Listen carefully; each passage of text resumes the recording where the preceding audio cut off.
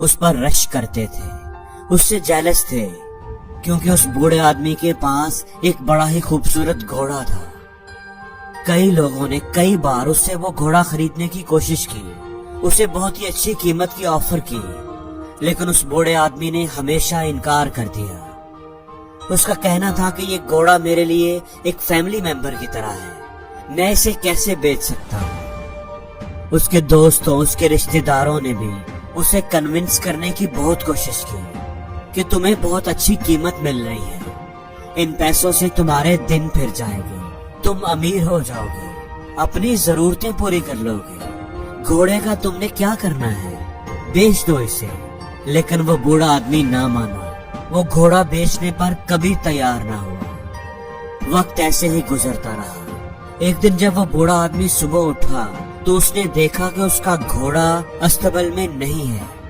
ये खबर जंगल की आग की तरह पूरे गांव में फैल गई। गांव वाले इकट्ठे हो गए और अफसोस करने लगे, आखिर तुम बेवकूफ ही निकले, हमें पता था, हम जानते थे कि एक दिन ऐसा ही होगा, ये घोड़ा चोरी हो जाएगा और तुम बुद्धू के बुद्धू, गरीब के गरीब ही रहोगे। अगर तुम समझदार होते, हमारी बात मान लेते, तो तुम्हें ये दिन ना देखना पड़ता। तुम्हें तो उसकी मुंह मांगी कीमत मिल रही थी, लेकिन अब तो वो घोड़ा ही नहीं रहा। अफसोस है तुम पर, तुम्हारी किस्मत ही खराब है, तुम्हारी बुरी किस्मत ने तुम्हें ये दिन दिखाया है। बूढ़ा आदमी खामोशी से उनकी बातें सुनता रहा और फिर बोला, ऐसे ना कहो, इतना आगे ना बढ़ो, बस इतना कहो कि घोड़ा गायब हो गया है। अब ये मेरी बदकिस्मती है या खुशकिस्मती, कौन जानता है। लोग उसकी बात सुनकर हंसने लगे। घोड़ा खो जाने के गम से बूढ़ा पागल हो गया है। ये बैड लक नहीं है तो और क्या है।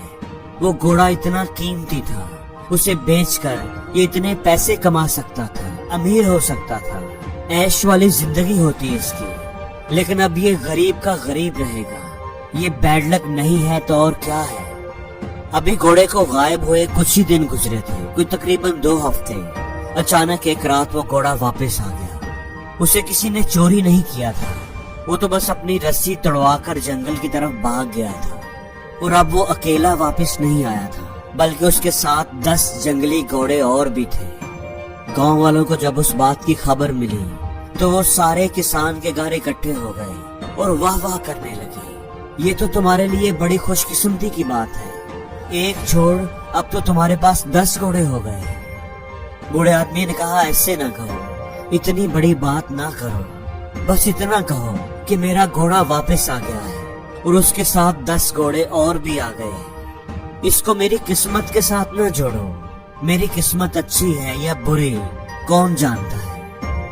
गांव वाले इस दफा खामोश रहे, उन्होंने कोई जवाब न दिया। लेकिन इतनी बात तो वो जानते थे कि बूढ़े आदमी के पास अब 10 इंतहाई खूबसूरत घोड़े हैं और अगर इनको थोड़ी सी ट्रेनिंग देकर, थोड़ा सुधार कर बेचा जाए तो इनकी अच्छी खासी कीमत मिल जाएगी। ये खुशकिस्मती नहीं तो और क्या है।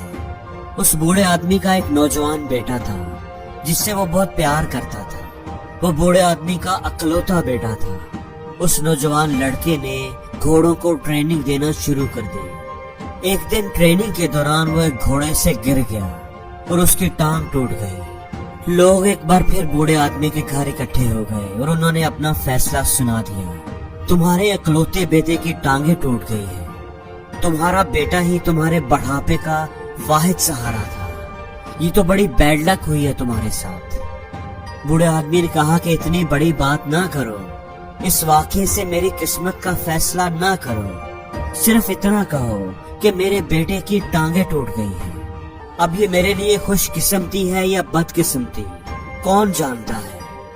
गांव वाले हैरत से बूढ़े आदमी का मुंह देख रहे थे। जवान बेटे की टांग टूट गई है, वो सारी जिंदगी के लिए माजूर हो गया है। इसको बदकिस्मती ना कहें तो और क्या कहें। अभी कुछ ही हफ्ते गुजरे थे कि किसी दूसरे मुल्क के राजा ने उनके मुल्क पर हमला कर दिया। राजा को फौज की जरूरत थी। गांव के नौजवानों को जबरदस्ती फौज में भर्ती किया जाने लगा। राजा के सिपाही बूढ़े आदमी के गांव में भी आए, उसके घर भी आए, लेकिन चूंकि बूढ़े आदमी के बेटे की टांग टूटी हुई थी, वो माजूर था, इसलिए सिपाही उसे छोड़ गए।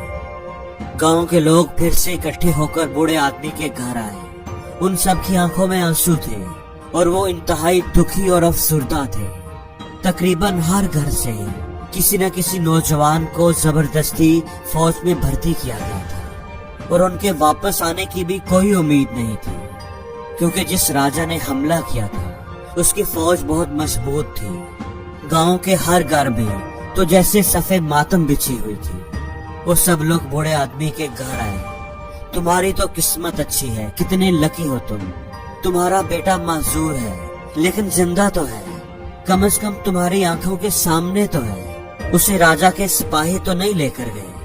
कितनी खुशकिस्मती की बात है। बूढ़े आदमी ने कहा कि तुम्हारे बच्चों को जबरदस्ती फौज में भर्ती किया गया है, जबकि मेरे बेटे को नहीं किया गया। जो हुआ है बस इतना ही कहो। अब मेरे लिए ये खुशकिस्मती है या बदकिस्मती, कौन जानता है।